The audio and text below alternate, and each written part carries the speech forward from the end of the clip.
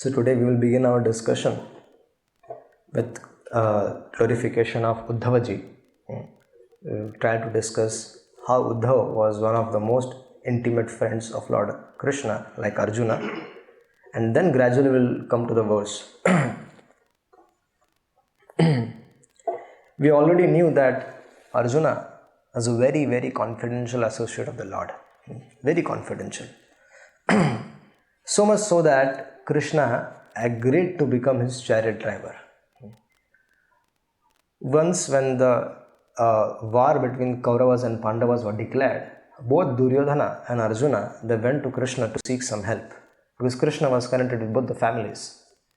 And Arjuna sat at the lotus feet of the Lord, and Duryodhana, he sat near his lotus face.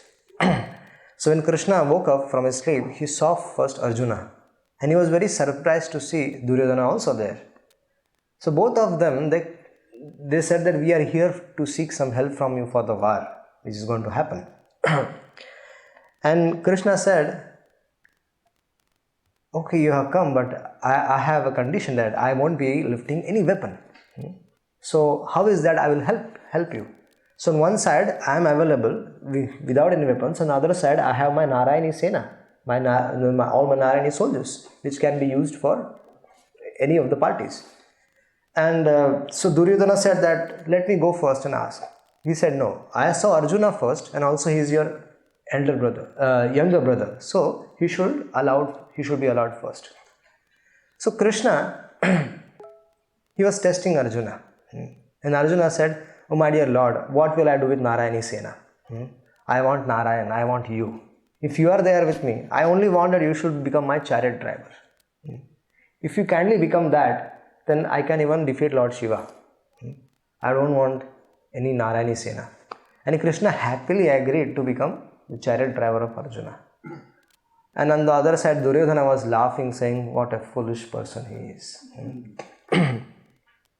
So the role of a chariot driver was not a big service. It was a menial service. A role of a driver is to keep the car clean, is to welcome the owner of the car, he used to open the door for him. So such a small seva. Krishna used to perform all these things. It is said in some of the commentaries of the Acharyas that whenever Arjuna used to come to board on the chariot, Krishna used to give him his hand, and Arjuna used to put his hand on Krishna's hand, and then he used to climb the chariot. And also while getting down, Krishna used to first get down himself, then hold Arjuna's hand, and then he used to come down from the chariot. And sometimes during the battlefield of Kurukshetra, there are instances in the battlefield where one has to indicate to the Sarathi, to the driver, to go right or go left, go straight or go back or wait. So normally it is performed with the help of the kick of the leg. They kick the chariot driver. So Arjuna used to kick Krishna, and Krishna used to tolerate that as a matter of love. For him, it was pure love of Arjuna. So Krishna used to always also clean the horses of Arjuna, the four horses which were tied to the chariot of Arjuna. Krishna's responsibility. Krishna saw that they are cleaned nicely, and if they are injured, then they are getting proper medication. So in this way, Krishna and Arjuna were very, very intimate. And Krishna, out of love for Arjuna, he accepted this menial service. And also, Krishna, although he had 16,108 wives, he was supposed to be staying in Dwarka, but very often he used to come and spend time with Arjuna and Pandavas. And very less time he was spending in his own palace in Dwarka with his dear wives. So we can understand the intimate relationship of Krishna and Arjuna. Why Krishna said in the Bhagavad Gita, I am giving you this transcendental knowledge because you are my most dear associate. So now we have to understand that Krishna is giving this transcendental knowledge to Uddhava ji. So let us try to understand how intimate Uddhava was with Krishna. So Uddhava is also Yadava, among the Yadava dynasty. He was a disciple of Brahaspati. He was Brahaspati Shishya. And he was very, very, very dear friend of Sri Krishna. Very dear and intimate friend. And Uddhava looked exactly like Krishna. The same complexion, the same stature, the same height and everything was like Krishna. Except for the peacock feather he never used to carry flute but he was exactly looking like Krishna. Often in the assembly of Dwarka, there used to be lots of ministers and they used to discuss with Krishna. In fact, Krishna used to take every decision discussing with his dear associates. And Uddhava was one of the valuable advisors to Krishna. Not all the Yadavas were fortunate enough to always remain with Krishna. But Uddhava was such a person who always stayed with Krishna. Wherever he went, Krishna went along with him. Other Yadavas, they never got that fortune to be with Krishna all the time. Sometimes the Lord used to send Uddhava on various kinds of missions. And Uddhava was very pleased to do that. There was a situation once when Krishna's son Samba was in love with Duryodhana's daughter. And when he went there to get hold of her, then Bhishma and Duryodhana, they captured Samba. So Krishna sent, it was supposed that Krishna could have himself gone, but Krishna sent Uddhava to rescue and console the Lord's dear devotees. And Uddhava used to felt more satisfaction when he used to go for Lord's service. He used to take a lot of pleasure that Krishna is allowing me. Like we are engaged in Lord's service, Ladalandaneshwar's service. So we are very pleased. So Uddhava also was very pleased when Krishna used to instruct him, go this way, go that way, go there, go here, do these things. And Uddhava was the only one of the Yadavas who used to always stay with Krishna even during the time of his meals. So Uddhava often got the remnants of Krishna's Mahaprasad. And with great pleasure, Uddhava, he used to massage Lord's feet while sleeping, and sometimes he himself used to fall asleep while the Lord's lotus feet were on his lap. So in this way, Uddhava was very, very fortunate. And since childhood, he was absorbed in thinking of the Lord. He had a deity of Lord Krishna, and he was so mad in love with that deity that he used to always talk with that deity. And some of the people who were not aware of his constitutional position as a pure devotee, they used to say he's a madman. But Uddhava was always absorbed. Although Uddhava was a Kshatriya born in Bharatvarsha and his color should have been something like this, but he was born with a body exactly like Krishna. And Krishna was so kind to him that he used to give him his own clothes, own garlands, and sometimes the garland were such long that it used to come to wearer's leg, such long garlands. And Krishna sometimes he used to offer him Kaustuba jewel also, which only the associate in the Vaikuntha, only the Lord used to wear. Krishna used to offer that Kaustuba money to Uddhava. So sometimes when Uddhava used to go for Krishna's business, the devotees used to get bewildered. Sometimes they used to think that when Krishna was not in Dwarka, when Krishna was absent from the Dwarka, so they were in separation from the Lord. And then all of a sudden Uddhava used to come from some business trip. And they used to feel so amazed that, is this Krishna? And they used to say, no, this is not Krishna, this is Uddhava. But then still, by seeing Uddhava and realizing that it is their mistake, that it is not Krishna, but still they were very pleased to see him. His exceptional beauty made them remember Krishna's beauty. That was Uddhava. And Uddhava was such a confidential associate of the Lord that once Krishna sent him to Brajabhumi, because Krishna was in Mathura and gopis were in Vrindavan, and they were in separation from each other. The gopis were constantly and always thinking of Krishna, and Krishna was always thinking of the gopis. And neither gopis could come to Mathura or neither Krishna could go to Vrindavan, but Krishna was in separation, and he knew that everybody in Vrindavan was crying and was on a verge of dying. So Krishna wanted to send a message of love to the gopis, to Nanda Baba, Mother Yashoda, and all of them. So Krishna was looking for appropriate person, and he chose Uddhava. And he sent a confidential messages from the hands of Uddhava, and he told him, please go and console my parents and gopis and everybody. So when Uddhava entered Vrindavan, all the gopis, when they saw, they were amazed, saying, is it Krishna? Is it Krishna? He looks exactly like Krishna. But then the gopis thought, no, he doesn't have a peacock feather. He doesn't have a flute. He cannot be Krishna. But he looks exactly like Krishna. And the gopis, they came to know that this is Uddhava who has come with a message from Krishna. So this is how Uddhava was such a confidential associate of the Lord. And just like Krishna gave this transcendental knowledge to Arjuna, the transcendental knowledge of Bhagavad to Arjuna, because he was his most intimate devotee. So here, Krishna has given this transcendental knowledge to Uddhava because he is also one of his most intimate devotees.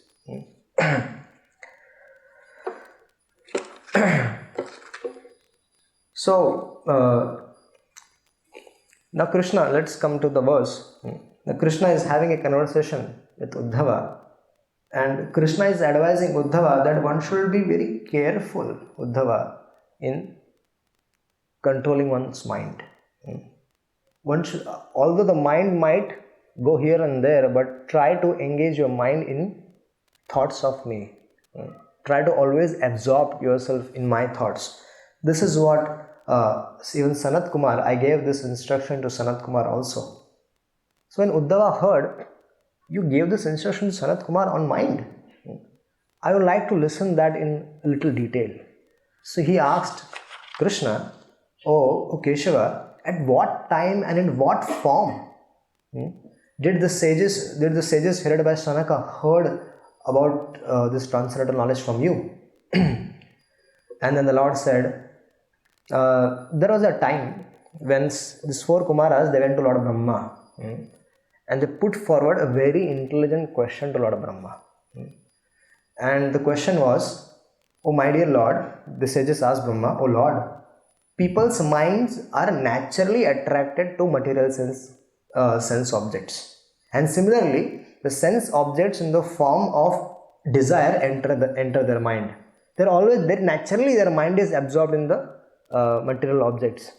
But still, if such a person who wants to be liberated, who wants to become absorbed in the thought of the Lord, what should one do? So he put forward this question to Brahmaji, the four Kumaras. And Brahma, he got bewildered. Then today's verse is that Evam Prashto Mahadeva Swayambhur Bhutbhavana Dhyaya Manaha Prashna Bijam Nabhya Padyata Karmadhi. So the Supreme Lord, the Supreme Brahma, the creator of the whole universe, he got bewildered of this question. It is not normal that Brahma, the Supreme Creator, he is bewildered by these questions, because he knows everything. Srila Jiva Goswami in his commentary, he says that he has quoted 3 verses, and he said that Lord Krishna has blessed Brahmaji with the realized transcendental knowledge. He said that Brahmaji has realized everything about the Supreme Lord. His form, his qualities, his activities, everything. Brahma is aware of everything. But still here we see that Brahma is bewildered. So this bewilderment of Brahmaji is not a new thing. If you see in the 10th canto of Srimad Bhagavatam, Brahma was bewildered also. There is a pastimes when Krishna killed Aghasur. At that time, Brahmaji, he went to see that who is this person who has killed Krishna, who has killed this Aghasur. And when Brahma went there, Krishna was doing a funny game there. Krishna was having food with his boyfriends, cowherd boyfriends, and Krishna, he liked one of the dishes. And when one of his cowherd boyfriends, he ate that dish and said, Krishna, this is very nice. And then Krishna caught hold of his neck, and then he removed that bite from his mouth, and Krishna went and took it. And this is what Brahma saw. And Brahma got bewildered. He's saying, he is the Supreme Lord? No way. My Lord is not like this. He cannot eat from somebody's mouth like that. Such a dirty thing.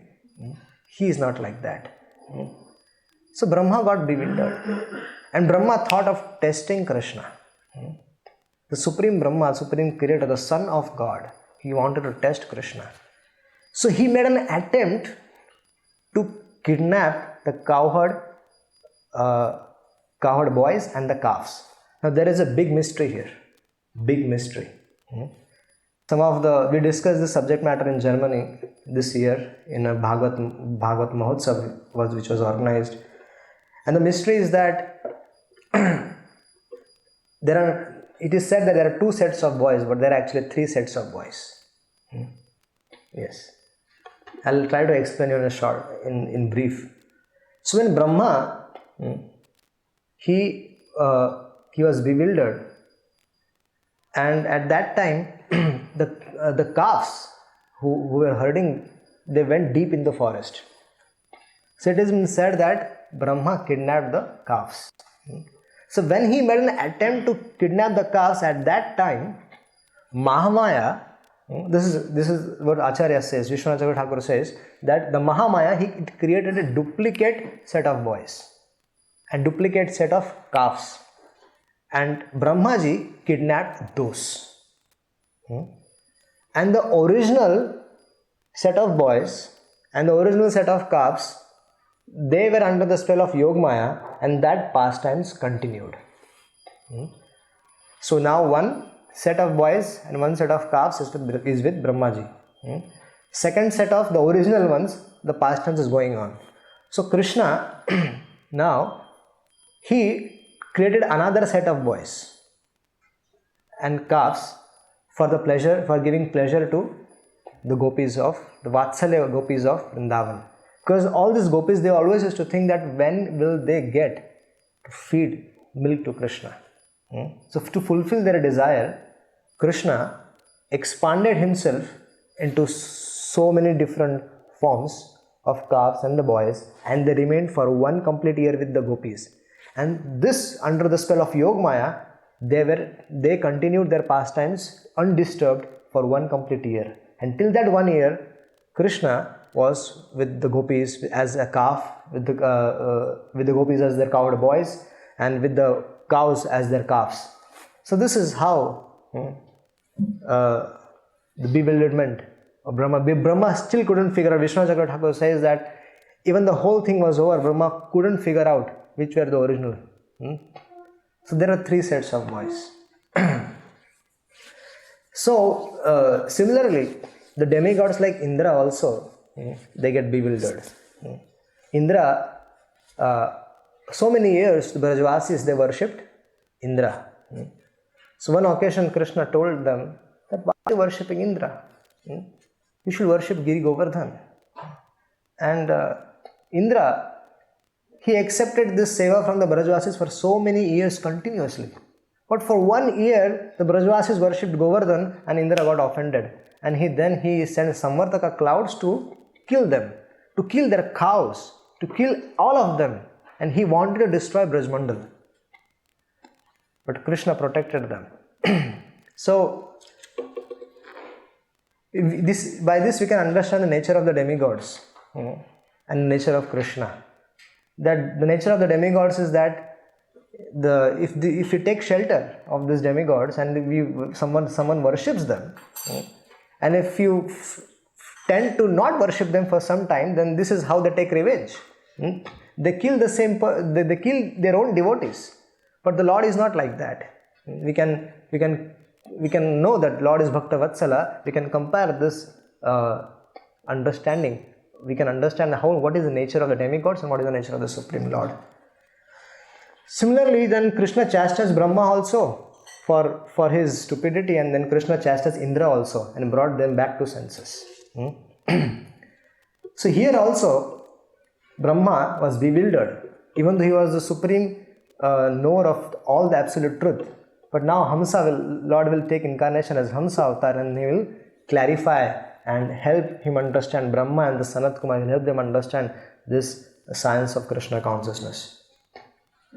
If you see, even Arjuna, he was also bewildered on the battlefield of Kurukshetra. And Arjuna was very confident when the battle started, but then when he expressed a desire to see the opposite party who was fighting with him. So Krishna said, okay, let's go. And Krishna took the chariot right in the middle. And then Arjuna saw all his associates, all his brothers and all his uncles and all his Gurujanas are all ready to fight against him. And Arjuna said, I don't want this. I just want to give up everything and take sannyas. And then Krishna chastised him. He was bewildered, Arjuna was bewildered. And Krishna said to him that, you just have to follow my instruction. And he said the entire Bhagavad Gita.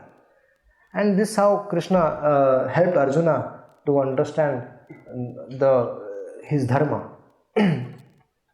So in this way, we see so many incidents in Bhagavatam where the devotees get bewildered, and then Krishna or their senior associates, the sadhus, they help the devotees come out of this bewilderment.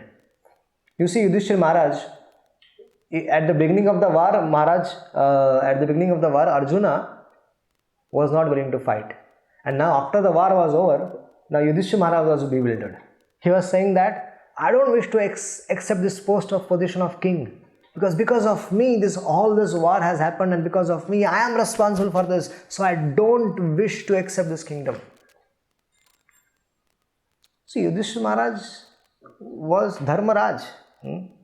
He was knower of all the truths, but he was bewildered here. Krishna tried to explain him. Vedavyas tried to explain him, but he didn't accept. He said, I cannot accept the kingdom. Krishna, the Supreme Lord, who is there in the hearts of everyone, he was explaining him, and he didn't understand. And then Vedavyas, who is the author of all the Vedic scriptures, he was explaining him, and Yudhishthira Maharaj didn't understand. Dhome Rishi explained him, so many other rishis explained him, but Yudhishthira Maharaj was convincing himself that he is not a proper candidate for becoming a king. So in this way he was bewildered. But then Krishna said, okay, you don't have faith in me, you don't have faith in Vedavyas, you don't have faith in Dhome Rishi, you don't have faith in Kripacharya, but you have faith in Bhishma Pitama? He said, yes, I have faith in Bhishma Pitama. So then all of them, they went to Bhishma Pitama, and Bhishma Pitama helped Yudhishthira Maharaj understand the position of Krishna. So this was actually pastimes of the Lord to glorify Bhishma Pitamaha. But whenever we are also bewildered, it is important for us to take shelter of sadhus, to take shelter of senior devotees.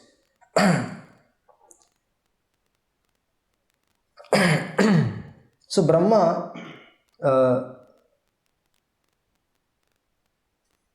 who was so much elevated soul, and he came under the bewilderment that he got in such a situation. And one of the reasons Krishna gives is that he was so much engrossed in his creation responsibilities. This is what Krishna gives the reason. And because of that, he forgot about me and my transcendental knowledge. So you should imagine our situation when we are rendering so many services in management especially, then it becomes so difficult to always remember Krishna. So it is very important that in all the circumstances we should try to always remain absorbed in hearing, reading and speaking about the Lord, in taking shelter of Srimad Bhagavatam. Srimad Bhagavatam is food for the soul. And unless we are not properly nourished, we won't be able to do our services properly. If somebody is engaged in doing kirtana, but if he has, he's doing kirtana, but if he is nourished with the help of Srimad Bhagavatam, then that kirtan will certainly take him on a different platform.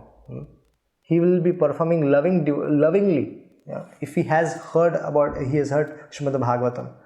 Similarly, if someone is doing a service of deity worship and he has heard Srimad Bhagavatam nicely, he has absorbed himself in Srimad Bhagavatam, then he will be able to serve the deities in a very nourished way, very, very nicely, with lots of love and affection for Krishna. So any service for that matter, we have to ourselves absorb in Srimad Bhagavatam.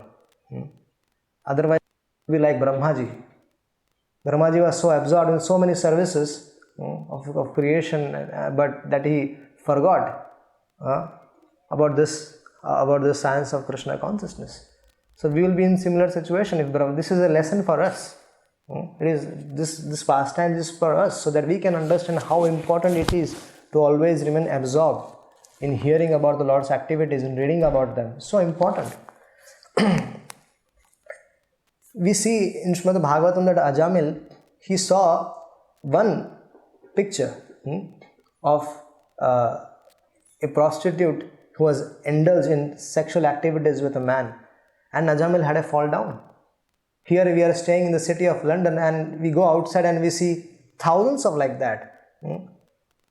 Thousands of similar situations, the similar scene which Ajamil saw. So we can imagine how degraded our consciousness can be.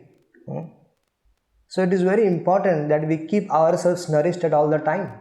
If we are properly nourished at all the time, especially when we take shelter of Srimad Bhagavatam, and Srimad Bhagavatam will protect us. It will help us to always remain Krishna conscious. That's why it is said, Nashta prayeshu bhadreshu nityam bhagavata sevaya bhagavati uttama shlokar bhaktir bhavati naishtiki. So it is said nityam bhagavata sevaya. All that time we should be absorbed in serving Srimad Bhagavatam. Bhagavatam is of, we all know that Bhagavatam is of two kinds, and we have to serve them all the time. Person Bhagavat, we serve them by following its instructions and making it as life and soul. It is very important to make their instructions as our life and soul. Srila Prabhupada, he made the instructions of his spiritual master as his life and soul. He told Srila Prabhupada's spiritual master Bhakti Siddhanta Saraswati told him that go to West, take this message to the West and preach. Srila Prabhupada was a Grahastha and he was trying his best in even his Grahastha ashram to somehow he could collect some money and go, but he didn't. It was not possible at that time. But Srila Prabhupada always had this thing in his mind that he want to go outside, he want to carry out the order of his spiritual master. So this is a service to Bhagavata. Srila Prabhupada is letting us, all of us also said, he set an example for us. If one is convinced by the process of Krishna consciousness, then he should follow the instructions of his spiritual master by making that life and soul. And he traveled to the West at the age of 70. Yes, he was a pure devotee. Yes, he was a Mahabhagavat. But he also set an example for us how we should make the instructions of the Bhagavatas as our life and soul. If we do that, then we will be purified ourselves and also will help others to come in contact with Krishna. Similarly, Srimad Bhagavatam also, in the purport to this verse, Nityam Bhagavata Sevaya, Nashtaprayashu Bhadreshu, Srila Prabhupada writes that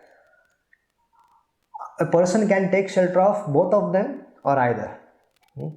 But if he is in contact with any one of them also, he will be delivered. So simply by serving the spiritual master, or Srila Prabhupada is saying that, he is saying that, or take shelter of Srimad Bhagavatam. Hear about it, read about it, and still your life, and speak about it. You will be able to perfect your existence.